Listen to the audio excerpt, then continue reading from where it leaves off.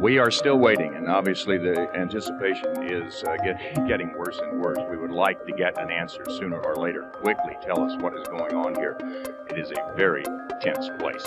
This is a very courageous, heroic person and a heroic act.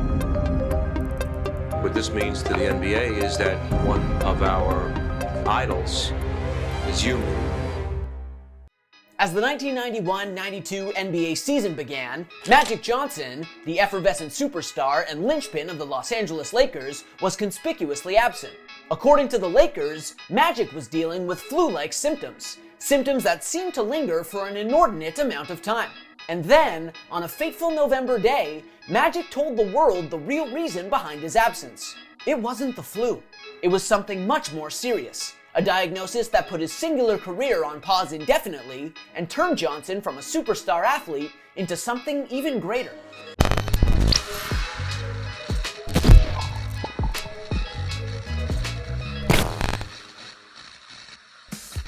Although the incomparable Showtime Lakers penned their last glorious chapter in 1988, when they captured their second consecutive NBA championship and fifth in a 9-year span, there was still plenty of magic left in Los Angeles as a new decade dawned.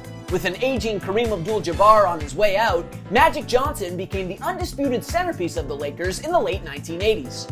The versatile superstar earned his first league MVP award in LA's 87 championship season, took home another MVP award in 89, and capped the first year of the post-Kareem era by earning MVP honors once again in 1990. And he would have won it in 1991 too if it weren't for that pesky Michael Jordan, who not only beat out Magic for MVP, but also outclassed Johnson and the Lakers in the 1991 NBA Finals, propelling the Chicago Bulls to the first title of their first three-peat. Still, that defeat notwithstanding, Johnson was still magical even though Air Jordan had officially usurped him as the league's foremost talent and the Lakers dynasty was in decline.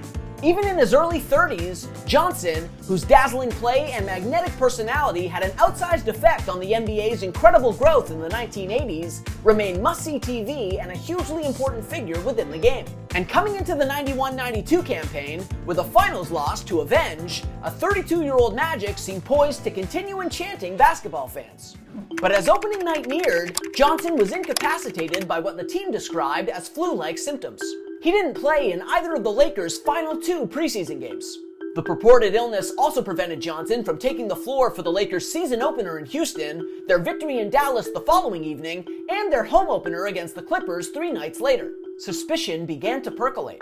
And on November 7th, at a hastily assembled press conference at the LA Forum, Johnson made the harrowing announcement that brought his incredible career to a screeching halt and upended the sports world. First of all, let me say good late afternoon. Because of the HIV virus that I have attained, I will have to retire from the Lakers today. I just want to make clear, first of all, that I do not have the AIDS disease, because I know a lot of you want to know that, but HIV virus. I plan on going on, living for a long time, bugging you guys like I've always have. So you'll see me around. I plan on being with the Lakers in the league. Hopefully David will have me for a while. And going on with my life. The revelation was more stunning and terrifying than anyone could have anticipated. The human immunodeficiency virus, or HIV, is the precursor to AIDS, the then acutely fatal disease that ravages its host's immune system. And despite the optimism that the asymptomatic Johnson expressed that day, optimism that was then echoed by team physician David Melman, Magic's announcement sounded like a death sentence. Although containment of the HIV/AIDS epidemic that had ravaged the United States throughout the 1980s had improved, treatment for the widely misunderstood, highly stigmatized disease was still in its infancy. The mortality rate for HIV was still climbing in the US in the early 90s. During that time, HIV became the leading cause of death among Americans aged 25 to 44. This disease was a behemoth, an incurable beast. And as Johnson explained, it wasn't a disease that exclusively victimized the gay community. It could infect anyone, even an NBA icon with a pregnant wife. And at that moment in time, it felt like nobody that got caught in its web could get out, not even Magic Johnson. And as courageously as he smiled from behind that podium, where he vowed to become an AIDS activist and an advocate for safe sex, when Johnson walked off that stage, most everyone feared that he'd soon become another statistic. As his longtime Lakers teammate Byron Scott told The Athletic years later, "I knew he wasn't going to be here much longer. I was like, 6 months, he won't be here." But as it turned out, Magic wasn't going anywhere. After shaking the sports world to its core with the announcement of his diagnosis and retirement, Johnson and his doctors went to work on preventing his HIV from developing into AIDS. He was promptly prescribed the antiretroviral drug azithromycin, or AZT, which had been approved by the FDA in record time only 4 years prior and wasn't without its limitations. Specifically, as a single drug treatment, the virus could mutate to resist it. At the time, however, there was no other treatment for HIV. And as the world waited to see how he responded, with basketball seemingly behind him, Johnson embraced a life of advocacy and activism. And Magic made for an unrivaled spokesperson. Not only because he was the most high-profile celebrity to date to go public with his HIV/AIDS diagnosis, but because as a black, heterosexual superstar athlete, he also wielded unique power to dismantle myths about the disease and ultimately destigmatize it for huge swaths of the American public. And he was nothing if not effective. In fact, according to The New Yorker, within a month of Magic's announcement, the number of people in New York City seeking HIV tests jumped by 60%, and comparable spikes in testing were observed throughout the country. Meanwhile, Johnson also founded a foundation to help increase HIV/AIDS awareness and support local organizations that provide prevention and treatment services to urban communities. And Magic also served on the National Commission on AIDS, the 15-member panel that the George H.W. Bush administration enlisted to help combat the epidemic. However, it should be noted that Johnson eventually resigned from his position amid his mounting frustration over the administration's inaction. As Magic put it in his resignation letter to Bush, the administration utterly ignored the commission's recommendations and said that the HIV/AIDS epidemic can't be fought with lip service and photo opportunities. Ultimately, Johnson displayed the same tenacity in his advocacy work as he did on the basketball court. He was a hero, not just a basketball hero, a true hero, and America recognized that. As the 1992 NBA All-Star Game approached, there was only one player basketball fans wanted to see running point for the Western Conference: Magic Johnson. However, as public support for Magic's All-Star appearance was building, his fellow NBAers were torn over whether to welcome him back. As Eastern Conference center Brad Daugherty explained years later, the room was essentially split down the middle. Some wanted to show their support for Johnson, while others were disinclined to let him play, fearing out of ignorance for their own safety. In the end, however, after much consternation, NBA Commissioner David Stern ruled that Magic would be allowed to play, a decision that led to one of the most unforgettable nights in NBA history. One of the greatest players of all time, making his 12th All-Star Game appearance,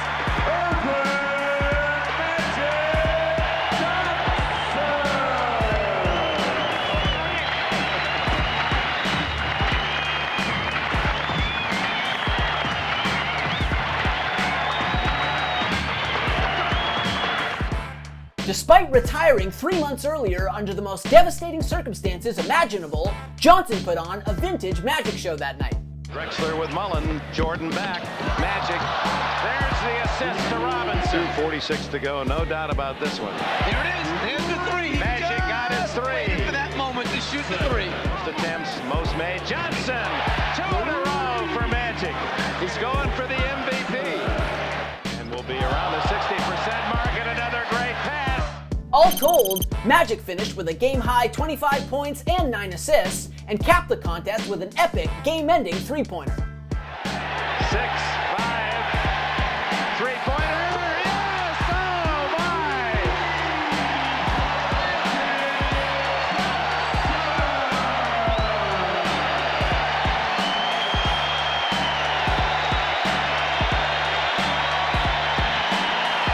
Ladies and gentlemen, you just can't orchestrate it better than that, but when you're great, you deliver on cue. For his efforts, Johnson was named All-Star Game MVP. And although he expressed uncertainty over his basketball future in his heartfelt acceptance speech, his performance out there represented yet another triumph for HIV/AIDS awareness and education. In taking the floor, Magic powerfully illustrated how those living with the disease can still live normal lives, can still do what they do. He also emphatically dispelled the misconception that the disease could be transmitted through incidental contact. And while Magic's performance that day didn't spark an immediate return to the NBA, it wasn't long before Johnson was back playing meaningful basketball. At the 1992 Summer Olympics in Barcelona, the first iteration of the games to allow NBA players to participate, it was Magic who ran point for the US's gold medal winning Dream Team. In fact, he started more tournament games than every player on the roster other than Michael Jordan, helping the US to an average margin of victory of 44 points. Ultimately, not only was treatment keeping his HIV at bay, but Johnson was as electrifying on the court as ever.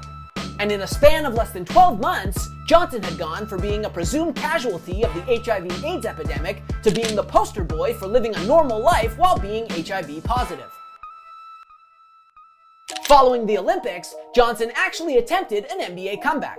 He rejoined the Lakers for the preseason in 92-93, but ended up aborting his comeback bid amid apprehensiveness from his fellow players about sharing the floor with him. As it happens, the most vocal opponent was actually Johnson's Dream Team teammate Karl Malone. You got the AIDS virus, it'll be hard for me to play as hard as I'm capable of playing. And if people can't respect my decision, that's tough. As unfortunate as that was, though, Johnson continued to be a prodigious activist, philanthropist, and ambassador for the game. He continued to remain symptom-free, and it wasn't long before his prognosis got even more promising. In 1994, Dr. David Ho, one of Johnson's physicians and a leading AIDS researcher, made a major breakthrough. Armed with a deeper understanding of the HIV virus, Ho came up with the idea of combination therapy, essentially bombarding the virus with multiple drugs at once, a cocktail as it's known.